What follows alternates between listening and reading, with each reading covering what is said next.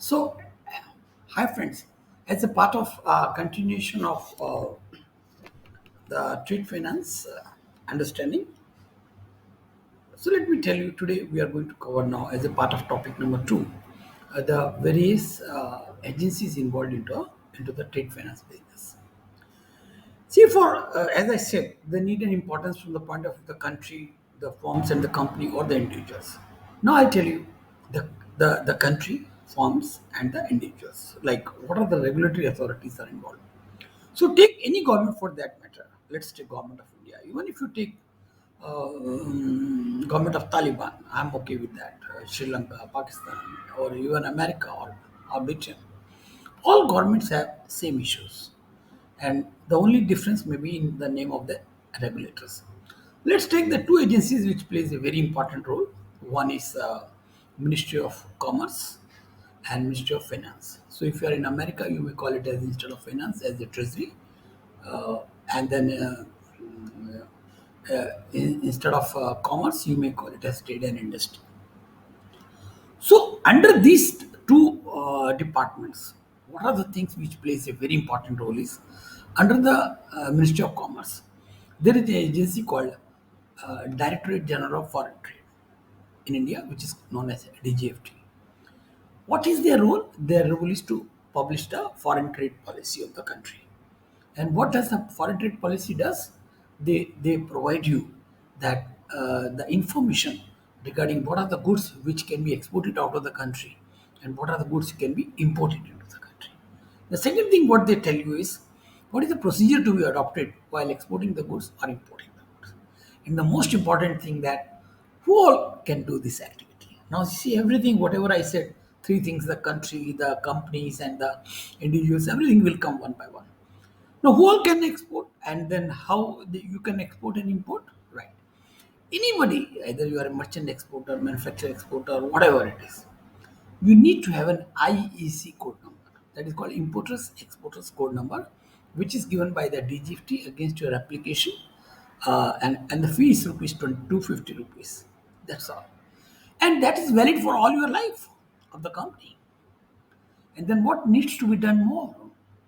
So if you want to be a merchant exporter, manufacturer exporter, merchant means who just take the ready-made goods and export. Manufacturer means who manufacture and export. Or an importer. What you need to have? You need to decide the name of the company, status of the company. It can be proprietorship, partnership, limited company. Then after deciding this, you need to have the PAN number, GST number, right? So these are very essential. Okay, and once you got this PAN number, GST number, all the registration which is done, then you open a current account with any of the bank which is authorized to deal in foreign exchange. Presently in India, there are about 94 banks, those have been authorized to deal in foreign exchange. Which are those banks? Which includes all PSU banks, State Bank of India, and all public sector undertaking banks, nationalized banks, private sector banks, foreign banks, and few cooperative banks. They are known as authorized dealers. So you can open a current account with any of the bank which is authorized to deal in foreign exchange. And if you want, you can get the list on the FedI website. What happened next? After you open the current account, then you apply for the IEC code number with DGFT. And what do you do the next? And after that, once you have this done, you got the IC number, right? Then there is another important agency involved is the Reserve Bank of India. And what do the Reserve Bank does? They have a publication called uh, FEMA. What do you call it? Foreign Exchange Management Act of 1999. What it says? FEMA says, okay, the foreign trade policy allows you to export the goods, import the goods. Then what about payment? So FEMA talks about realizing the payment in foreign currency for the goods exported by you, and you can approach the bank for buying the currencies for the goods imported by you. Now see, over and above, there can be many more people who will be using foreign exchange, like travelers, FIs, FDIs. Plenty of guys are there. So if they are into the trade, then they have to do these formalities. If you are an individual, you don't have to do. Over and above, what is this? Over and above this, Reserve Bank of India's FEMA, and you can get it. You can check this on the RBI website. the details of the FEMA, the latest provisions concerning all exporters, importers, ECBs, everything is given in the. It's a very transparent and very good website, RBI's. Okay.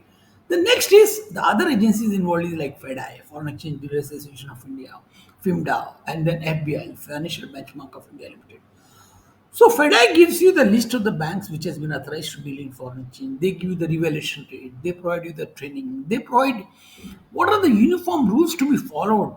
So when you go to the bank and say I want to do this, I want to do this, they refer three publications. One, the foreign trade policy of the DGFT. Second, FEMA of the Reserve Bank of India, and the rule book prepared by the FedI and which is applicable in all the 94 banks. So if you are dealing with any bank, let me tell you, there are uniform rules in India for all the banks, for all the types of exporters, all the types of importers, travelers, everything. There is no difference. You go to bank A, you go to bank B, you will find the same rule. The only thing, the approach may be little slow and more. That's a different issue. That is a human nature which comes into picture. Otherwise, from the point of view of Reserve Bank of India, there is no difference between any of these. And FEDI makes a uniform rules which are applied by all the banks practicing for foreign exchange into India. Okay, so all of you, those are interested, kindly go through this. And over and above, there is one more agency called IceGate, an Indian Custom and Electronic Gateway. You need to register with the name of the bank, where you have a AD, AD code number and your IC code number. You need to register with the IceGate. Okay, for export of goods and for submission of shipping bill, or for import, or sorry, for import of goods for submitting the bill of entry. These are the minimum regulatory authorities which I discussed for the purposes of regulators in the export, import, or international trade. Thank you.